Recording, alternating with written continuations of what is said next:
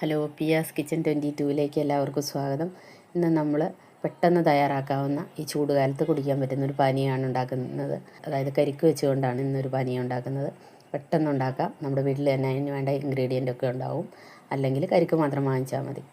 അപ്പോൾ അത് നമുക്ക് പെട്ടെന്ന് എങ്ങനെയാണ് ഉണ്ടാക്കുന്നതെന്ന് നോക്കാം. ഇവിടെ ഞാൻ എടുത്തിരിക്കുന്നത് ഒരു കരിക്കാണ്. ആ ഒരു കരിക്ക് വെട്ടിയിട്ട് അതിൻ്റെ വെള്ളവും അതിൻ്റെ കാമ്പും നല്ല വൃത്തിയായി എടുക്കുക. ഒരു കരിക്കും അതിൻ്റെ അരക്കപ്പ് വെള്ളവും, അരക്കപ്പ് പാല്, 5 സ്പൂണ് പഞ്ചസാര, ഇത്രയും എടുത്ത് നമ്മളൊരു മിക്സിയുടെ ജാറിലേക്ക് ഇടുക.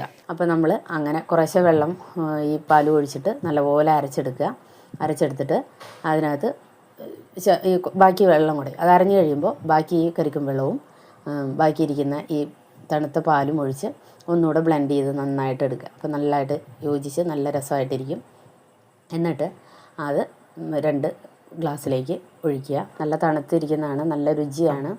പിന്നെ പഞ്ചസാര ചേർക്കാൻ പറ്റാത്തവർ തേൻ ചേർക്കുക, അല്ലെങ്കിൽ പഞ്ചസാര ചേർത്തോ കഴിക്കുക. നല്ല ടേസ്റ്റാണ്.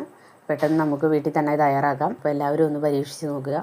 ഈ വേനൽക്കാലത്ത് ഈ ചൂടിന് ഇങ്ങനെയുള്ള നല്ല പാനീയങ്ങൾ ഉപയോഗിക്കുക.